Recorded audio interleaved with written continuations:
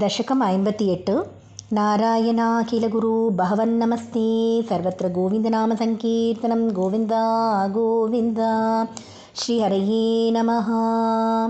त्वयि विहरणलोले बालजालैः प्रलम्भ प्रमथनसविलम्बे धेनवस्वैरचाराः तृणकुतुकनिविष्टा दूरदूरं चरन्त्य किमपि विपिनमैक्षी काक्यमीशां बभूः। अनधिगतनिधाघ क्रौर्यवृन्दावनान्तान् बहिरिदमुपयाता काननं धेनवस्ताः तव विरहविषण्णा उष्मलग्रीष्मताप प्रसरविसरदम्ब स्याकुलास्तम्भमापुः।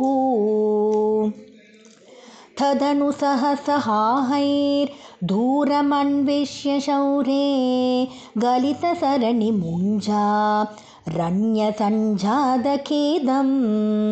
पशुकुलमभिवीक्ष्य क्षिप्रमाणेतुमारान् त्वयुगतवति हि सर्वतोऽग्निर्जृम्भे सकलहरितिदीप्ते घोरभाङ्कारभीमे शिखिनि विहितमार्गा अर्धदग्धा इवार्ताः। अहह भुवनबन्धो पाहि पाहीति सर्वे शरणमुपगतास्त्वां तापहार्तारमेकम्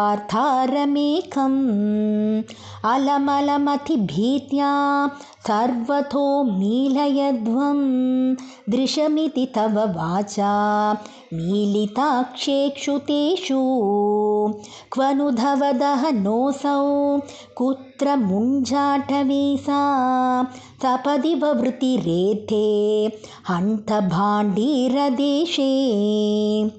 जय जय तव माया केयमीशेति तेषां नुतिभिरुदितः आसो बद्धनानाविलासः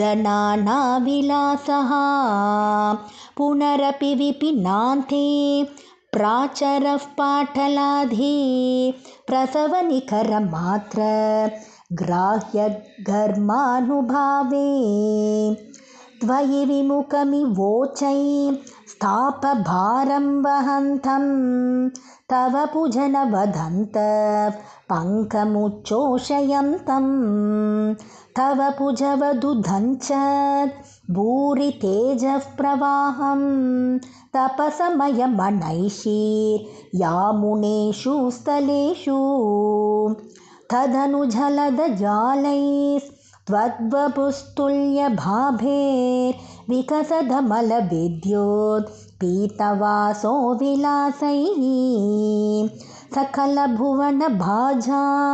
अर्षधां वर्षवेलां क्षितिधरकुहरेषु स्वैरवासी व्यनैषीः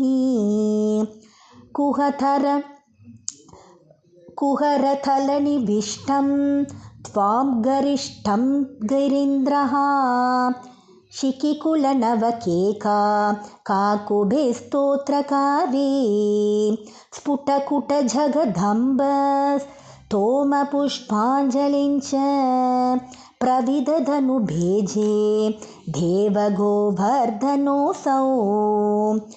अथ शरदमुपेतां तां भवद्भक्तचेतो विमलसलिलपूरां मानयन् काननेषु तृणममलवनान्ते चारु सञ्चारयन् गा पवनपुरपते त्वं देहि मे देहसौख्यं पवनपुरपते त्वं देहि मे देहसौख्यं पवनपुरपते त्वं देहि मे देहसौख्यं सर्वत्र गोविन्दनामसङ्कीर्तनं गोविन्द गोविन्द।